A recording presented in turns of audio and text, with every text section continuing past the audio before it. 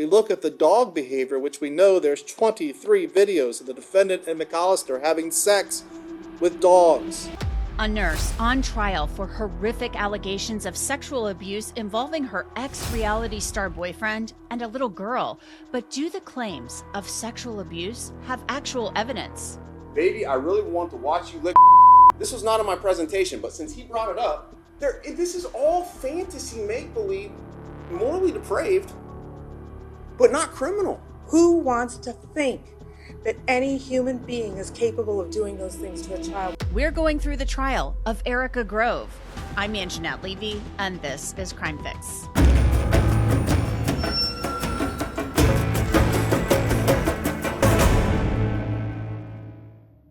Erica Grove is a mother. She's a military veteran. She is a trained nurse anesthetist. And this week, Erica Grove spent days on trial for sex crimes involving a child and her now ex-boyfriend, former reality TV star Tony McCollister.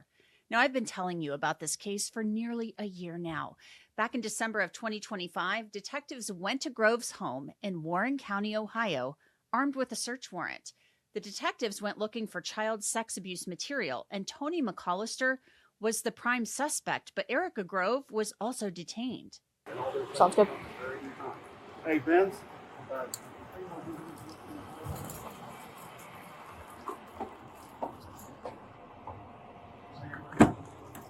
Alright, I'm gonna take those black cuffs off of you, okay? So if you want to step out, I'll cut them off of you, okay?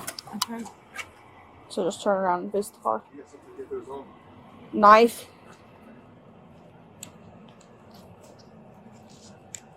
I don't know if that's even gonna work. Here, take off the cuffs first. I don't think Eric is going to be any issues. Okay. We're just trying to make you a little more comfortable, Eric. I think that's your father over there I'm speaking with. So.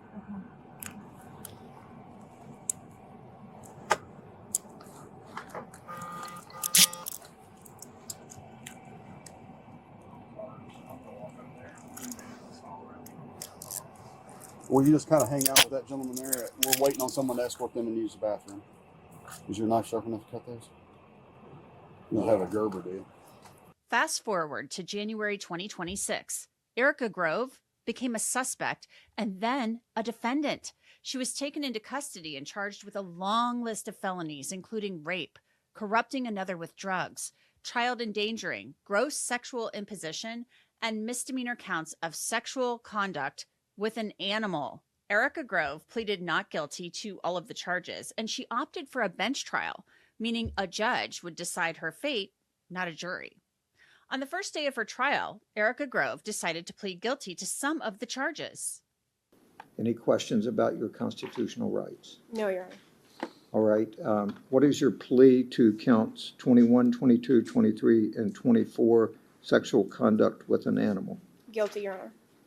Accept your plea.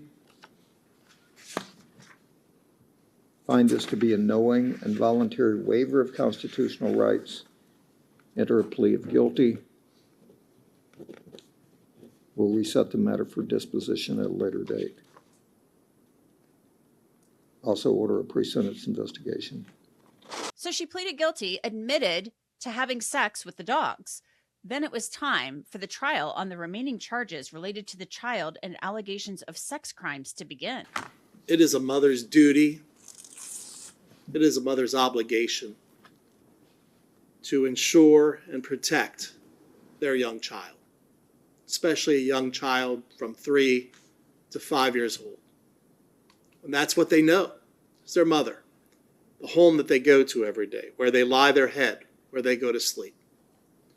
As that child grows older, it's that mother's obligation to teach that child about safe touches, about body safety, about boundaries within their body. This defendant failed in every one of those obligations. And it especially started, when she invited Tony McCollister into her home. A relationship that began in March of 2023.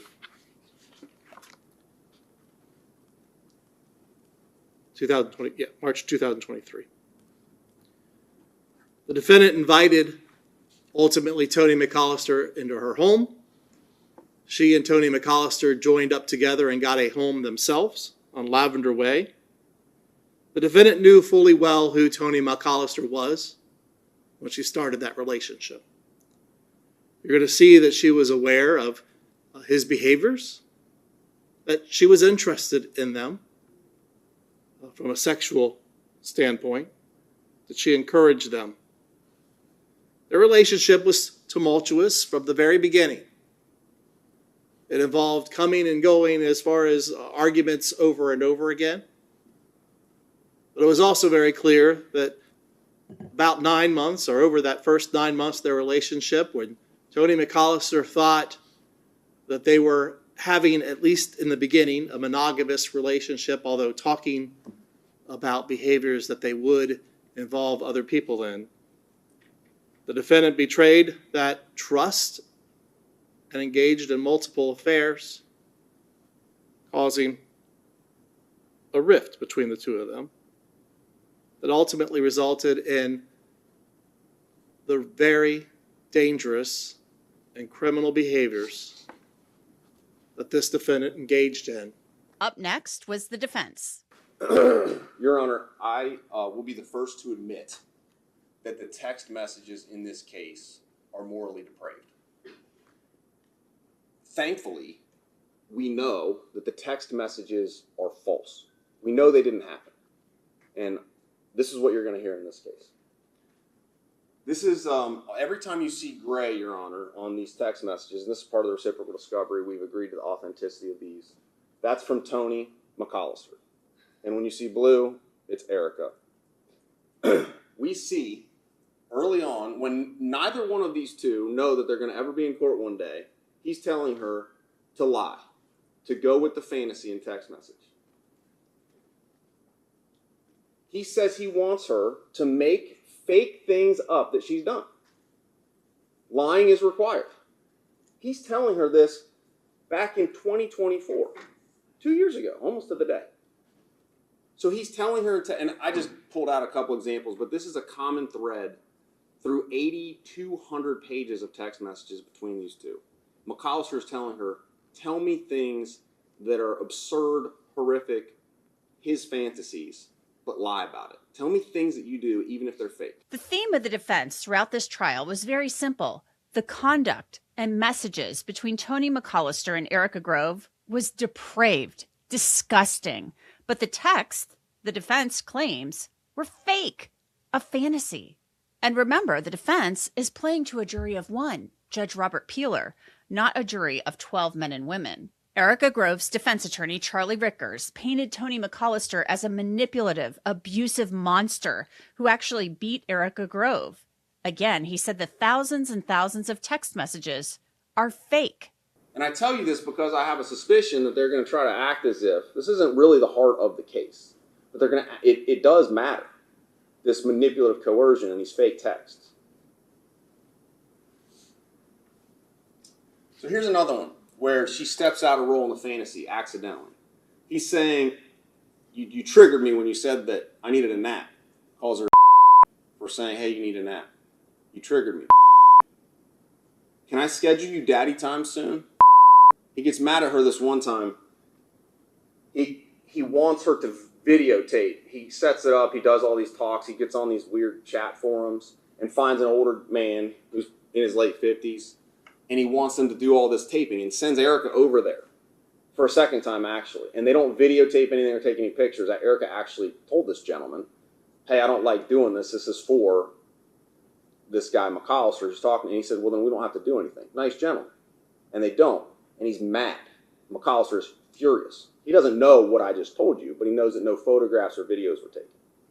But he's saying here, can I schedule you a daddy time soon? Detective Rick Benz of the Warren County Sheriff's Office testified about what a search warrant from Google revealed early in the investigation. Yes, there were images of Mr. McCollister and other people, family members, friends, which clearly identified him as the owner in that aspect. There were a large quantity of videos of adults engaging in sexual activities. There were videos of adults, just naked pictures of them. There were videos of adults engaging in sexual conduct with animals. Let's speak about were there videos recovered from that showing Tony, who you identified as Tony McCollister, engaged in sexual behaviors or sexual conduct with dogs? Yes. Did you also uncover videos showing anyone else involved with Tony McCollister and sexual conduct with dogs? Yes, there was a female. Were you aware of who that person was at the time when you first saw these videos? No. You have now learned who that is, correct? Correct. Who was that? Who is that? Erica Grove. And is that Erica Grove? Do you see her in the courtroom? Yes. You just identify what she's wearing for us, please. Brown jacket. Detective Benz and another detective interviewed Erica Grove. That interview was played for the judge. Did you ever suspect him of downloading child pornography? No. No. No, the only stuff that I've seen, I know he has like fantasies with like young boys. It's all been fantasy to my knowledge, and whatever he's sometimes sent stuff, and it's all been AI, is what he said. So. Okay. How old did they look? I mean, age range, I don't know. I mean, Did they look like teenagers or adults? teenagers, but they were like AI images. He says they're AI, or do you know that they were AI? He says they're AI. Okay. I've never like downloaded anything, so I guess I wouldn't know for sure. He just Okay. said they're AI. Does he text them to you? Does he send them to you on an app or anything? He's texted them to me, like a Reddit thing or whatever. But then I don't know. He's used my apps and stuff, and I don't know if he sent stuff on that. The content we have is like 10, 12-year-olds. Have you ever seen anything like that, whether it was AI or not? Any kids that young? Yeah, probably. In sexual? Yeah, probably. And that's definitely his fantasy thing. But he said it was all fake stuff. It's just. I mean, we'd have to look at it, but I don't chances know. are it may not be. You may have actually been sending you child pornography. Erica Grove said Tony McCollister had sent what she thought were fake images of child pornography. She said it was his fantasy.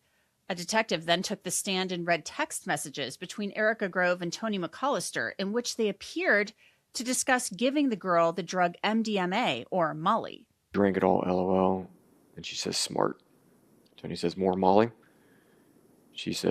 Tony says, she will seem very weird on Molly, even uncomfortable, but she won't remember, so have fun. She says, I meant for me, LOL. She's had almost all now, with a smiley face. She says, okay, going to trying to carry her in a minute. Maybe put the lullabies on in there. Tony said, smart, done, love you. She says, love you. She says, I feel terrible though, but babe, I love you so much. Thank you. Tony says, it's just the Medi. He said, her vision is probably messed up, etc. It'll be okay. Tony says, I love you so much. You're so gentle with her, loving. It's beautiful. She loved the beautiful statement. Tony says, you can see you want her to feel good. She says, I do. I want it to feel good for her. I thought maybe it was. Then I saw she was laying there frozen with tears streaming down her face. Tony said, I know. I'm probably the factor, like the dogs. She says, I don't know, maybe. Tony says, crying on Molly is common. There were also text messages that discussed playing doctor with the child. Tony says, go play doctor. She says, is upstairs. Tony says, I think bring toys to her room.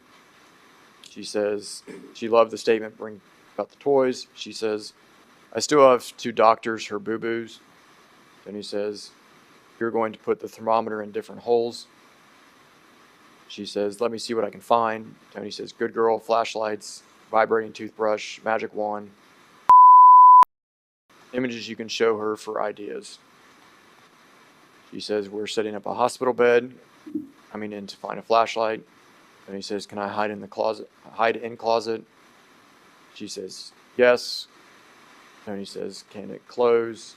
She said, hold on, let me get her out. She says, yes. He says, tell me when. She responds, I'll clear space, hold on. Okay, go. Are you in? Tony says, yes. Naked, turning on music. The detectives read hours and hours of disgusting, sexually explicit, and essentially XXX rated text messages that Erica Grove and Tony McCollister wrote to one another. The messages are so foul that we really can't play them for you. But the defense pointed out on cross-examination of the detective that there are no test results confirming that the drugging actually happened. And then the hair follicle test comes back many, many months ago. The prosecutors knew about it verbally, they told us in court in May of this year, that it was negative for all drugs. Then they redo the test, they test it again with a shorter sample, it's negative for all drugs. You knew about those results, right? Yes. You never told the little girl's dad? No. The little girl's dad, who has never been the primary caregiver. As far as my knowledge is, yes. He had not been part of her life for several years when she was little, true? Correct. Doing the best he can. With Yes. Don't you think he would be entitled to know to help reduce his anxiety that the drug test came back all negative?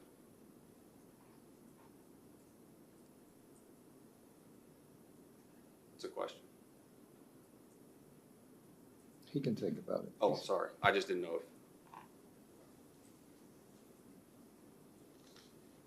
I don't see anything wrong with him knowing that. Charlie Rickers then asked Detective Benz about his credentials. And you have specialized higher training because you're a detective, right? Correct. And you've got a lot of experience. Correct. And you've been taught even as young as when you were at the academy about the importance of being objective, correct? Correct. And by objective, I mean neutral, right? Correct. Not favoring evidence that fits one narrative, but ignoring evidence that might show innocence, right? Correct. Because the opposite of neutral and objective would be biased. And we don't bias, that's not good, right? Correct. And part of your training and experience as a detective is to write findings down that are relevant and important, and you highlight them in your narrative supplements in your report, correct? Correct. And that narrative supplement and report that you write is used to refresh your memory before you might testify many months later, right? Correct. For the prosecutors to get ready for this case, correct? Correct. For the defense lawyers, also, they read your narrative to see what evidence might be out there, right? Correct. Often, defense lawyers might just read the narrative and not go to the 100 hours of videotape. They trust the police officer, correct? Correct. So Charlie Rickers, he's trying to make a point on cross. It will come out through questioning of Detective Benz that Homeland Security did not find any child sex abuse material on Erica Grove's phone. Yet the detective did not add that fact to his report. There's a possession that's also a felony of that, correct? Yes. And so you've got these 9 counts, illegal minor nudity. You go down to HSI and they write a report, true? Yes. And in that report, the first bullet point in their narrative summary is there is no CSAM on Erica Grove's device, true? Yes. But you don't put that in your report. True? Their report was issued after I completed mine. The HSI report? I believe so, yes. I don't have the date for it. You have an ongoing duty to continue to supplement your reports, right? I submit my report. If they submit other reports after that, then that's up to them. Well, the HSI report was June 4th. That was 2.5 months ago. That's when that was completed. Okay. And I assume if you do other interviews, if you get information that's important, you did what, 10, 20 narrative supplements on your report? It was one continuous document, but yes. It continues. It started back in, actually, the first notation in your report is June of 2025, right? That's when I received the cyber tip. And you've got supplementals going for about 12 months. Yes. And so when you get relevant, important information, even if it hurts the government's case, you can do another supplemental and put in there, Homeland Security says there's no CSAM on this woman's phone who's charged with 9 counts of illegal minor nudity, right? They issued the report. It was attached to the case file. Erica Grove's attorney pointed out that his client had been charged with illegal use of a minor in nudity-oriented material. However, that charge was dropped the first morning of the trial. The defense said it showed the child nude when she was 2 years old, pretending to read a book, and Erica Grove had sent it to her mother, but prosecutors will come back to that point later. There was more. Erica told you she didn't know sex with animals was a crime. Correct. She told you the dogs were McCollisters, true? Yes. He had them before they met. Yes. And the dog stuff started right after she cheated on him. Yes. And it was a way that he said that would fix their relationship. Yes. That's what she told you right after you come in there. Yes. Tony initiated it. Yes. He pushed her. He encouraged it. She felt pressured. That's what she said. And she told you she knew that Tony had these fantasies with children, right? Yes. In that interview, right then and there on that recording. Yes.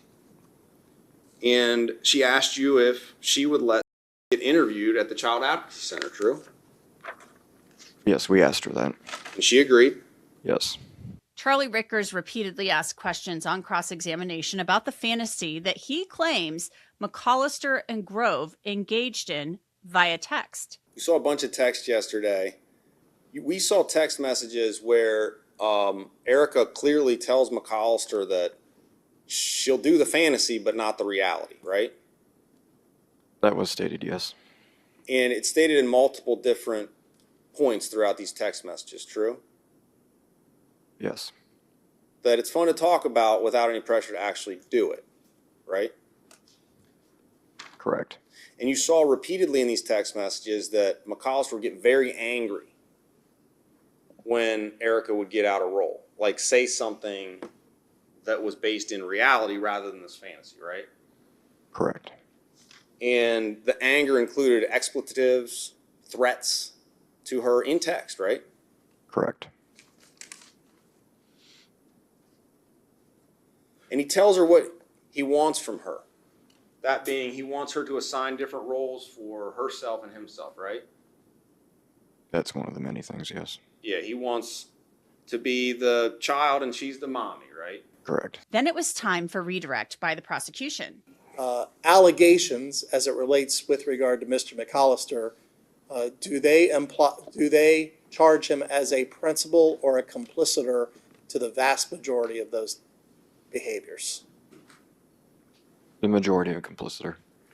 And that is because he wasn't the one doing the touching or raping this young child. Correct. It was the defendant. Correct.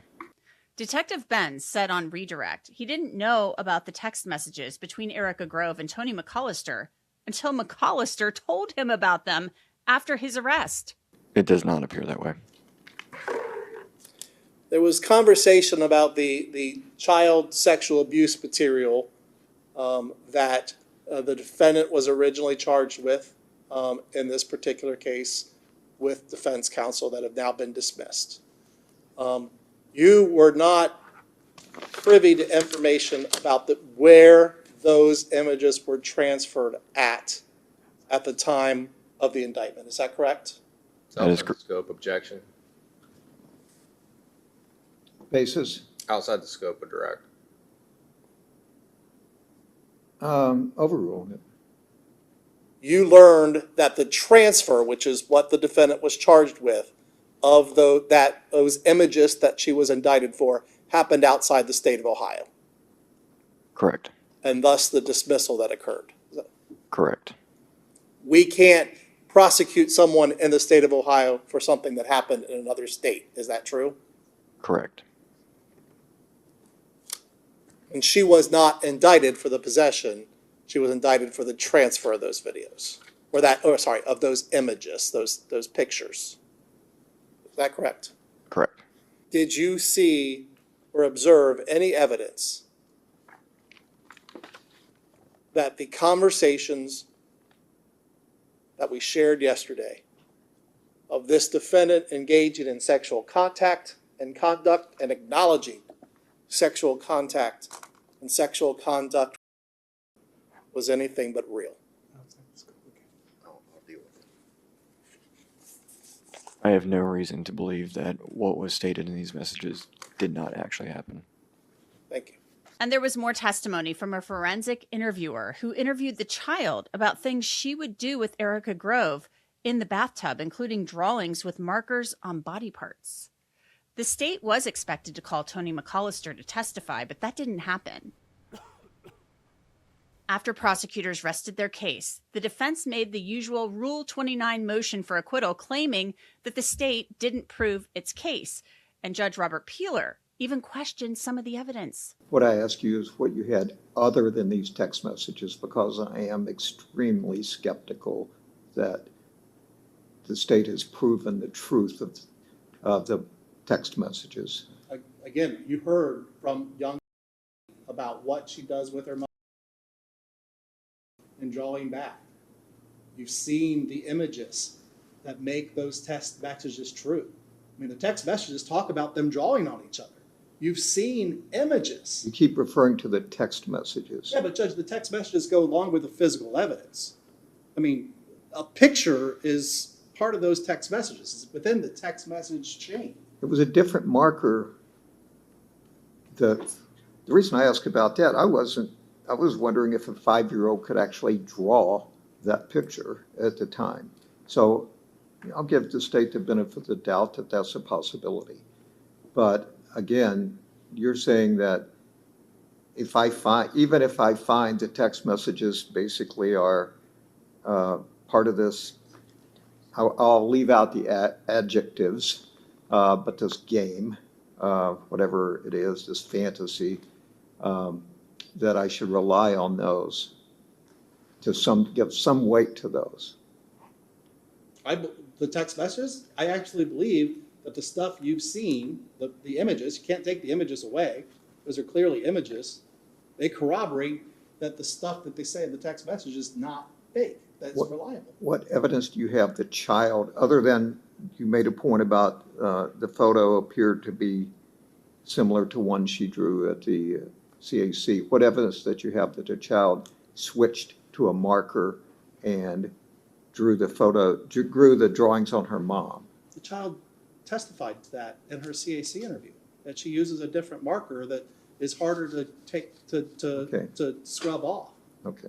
The defense did not call one witness, not one. Then Judge Peeler heard closing arguments. Supporters of the child crowded the courtroom wearing pink in support of her. They believe she was sexually abused. Morning, Your Honor. Good morning. Mothers, it's their duty, their obligation to protect the young children that they bring into this world.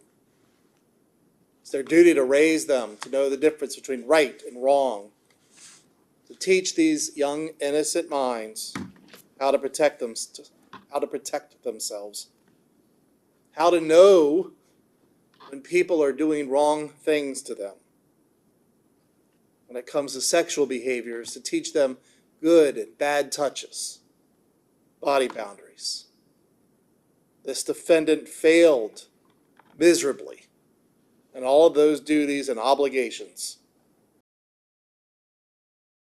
which we heard from that young lady's mouth. One of the other things that I do when I talk to kids to make sure that they're safe is I talk to kids about their body parts and making sure all their body parts are safe. The prosecutor then played excerpts from the girl's forensic interview, which I'll summarize for you.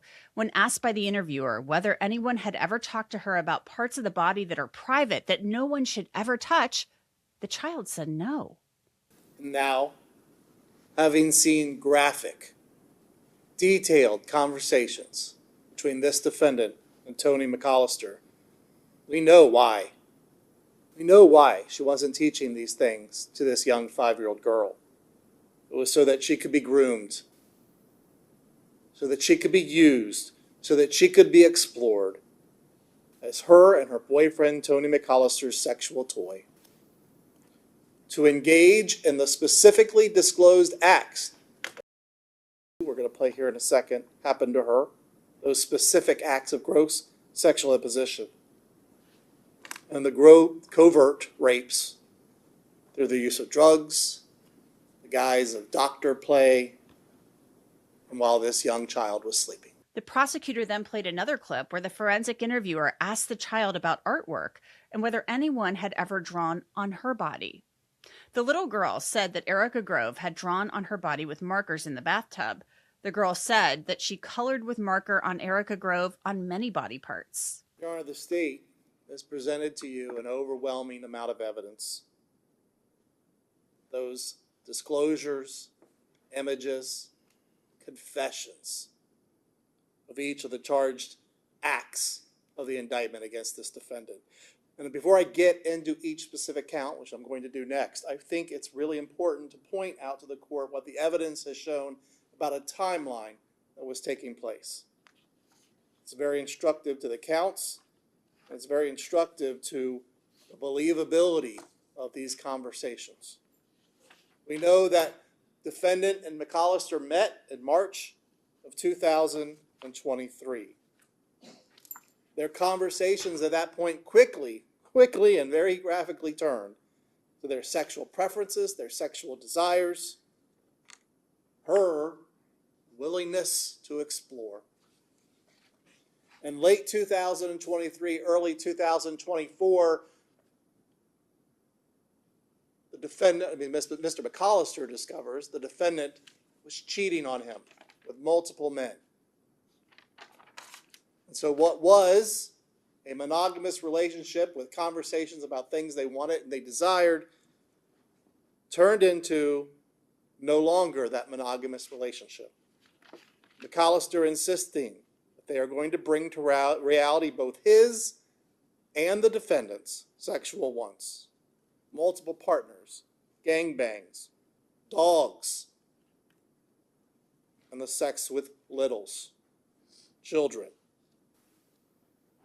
And it is in September of 2024 that McCollister and the defendant move in with each other. McCollister and the defendant end up with that 24/7 access on Lavender Way. And we know all of those sexual wants happen. Not just from the text messages, but we look at the dog behavior, which we know there's 23 videos of the defendant and McCollister having sex with dogs. Well, now, wait a minute. I thought there was an agreement that as horrific as that is, you weren't going to be spending time on that since responsibility was admitted on that. Yeah, we're not playing the videos because they don't, but they are applicable to showing the fact that we went from fantasy to reality. The prosecutor argued the text messages chronicled what was happening in real time. Kevin Hardman said they were not a fantasy. We turn to those confessions. Around 4:11 p.m. that afternoon, as the defendant texts McCollister, she wants family time and then to escape. And how are we going to make that happen? The defendant is happy to plan it out for her. He's going to cook dinner. He's going to provide her the Molly, which we know MDMA. Bath time with, finish with a cartoon. And the defendant says, yeah, but maybe a couple of adjustments. Work runs late. She's at work. She's running late. She's hoping, man, I got to get that Molly. I hope I'm not too late to get the drugs. The defendant is charged with corrupting another with drugs. Between May 1st in 2024 and December 23rd, 2025, the defendant knowingly furnished a Schedule I controlled substance, MDMA, to a juvenile who is more than 2 years younger than her and she knew or was reckless with regard to that child's age.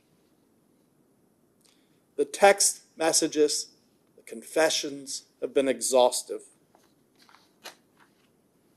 about the defendant and McCollister's use and access to Molly MDMA. They have repeatedly made comments about dosing, about them taking Molly, but it. And I would admit, positive testing would certainly be helpful. The testimony of Dr. Kleinman, and you'll have his report as well as what he said on the court, is the lack of the existence of MDMA in the hair sample of is not definitive. Meanwhile, the defense stuck to its theme that it was all make-believe. This is all fantasy make-believe, morally depraved, but not criminal. That's what he just brought up, and I'm just sitting here like, okay, fine, you want to go through the chronology? Great. Didn't show you this one. They got 12,000 pages of text messages, so it is a lot. He talked about the first 9 months, and I know that this is not really the key issue in this case, but you heard from Detective Benz that through his interviews with McCollister, who they didn't put on the stand to testify, and through these text messages, frankly, in the first 9 months of this relationship, Detective Benz admitted that McCollister in his interview said that Erica belittled him when he mentioned a sex toy. She belittled him when he mentioned bringing another man into the relationship. McCollister and Erica, obviously, common sense tells us that they were not thinking that they were going to ever need that their phones were going to be explored in court. And contemporaneous to their thoughts about what they were doing with these fantasy texts, this is back in 2024, August 20, it is okay to lie. Go with the fantasy. And he's talking about text messages to Erica. And this is the page number for everybody right down here in the defense exhibit on every single one of these. August 2024 is continuing. Lying is required. I want you to make up fake things you've done. He tells her that. This is after beatings, after the manipulation, coercion, after the first 9 months when she clearly states she doesn't do this stuff, has never role played, doesn't want to do this stuff. He holds. Detective Ben says that he admits that he held the dog stuff over her head. And we have text messages that I didn't include in this, but you saw, where he says, you're doing this out of consequence, not by choice, the dog stuff. Assistant Prosecutor Julie Kraft made her final argument to the judge. Erica Grove and Tony McCollister did not know that one day all of their communications between one another would be displayed in a courtroom to be used against them in a criminal trial. When Erica Grove texted Tony about engaging in sex with animals, she didn't know that those statements would later be used against her to convict her of bestiality, crimes that she came into this courtroom this week and admitted to you she did. When she texted with him on numerous occasions about things that she wanted and then actually engaged in, and how it made her feel that very moment, she had no idea that one day she would be called to answer for her actions. And it's for that reason, Your Honor, the pure, raw, unfiltered nature of her statements, that you know you can believe them. In any other situation, in any other case, you would trust those statements that were texted to a co-defendant contemporaneously with the crime being committed. I think part of the hang-up in this case is that the behavior described in the text is so depraved, so morally twisted, and so gut-wrenching that nobody wants to believe that they are real. Who wants to think that any human being is capable of doing those things to a child? Judge Peeler did not announce a verdict after closings. He will consider the evidence and announce his verdict at a later date. Tony McCollister remains in the Warren County Jail. He has pleaded not guilty. His trial is set for September. And we'll keep an eye on all of this and let you know what happens. That's it for this episode of Crime Fix. I'm Angenette Levy. Thanks so much for being with me. I'll see you back here next time.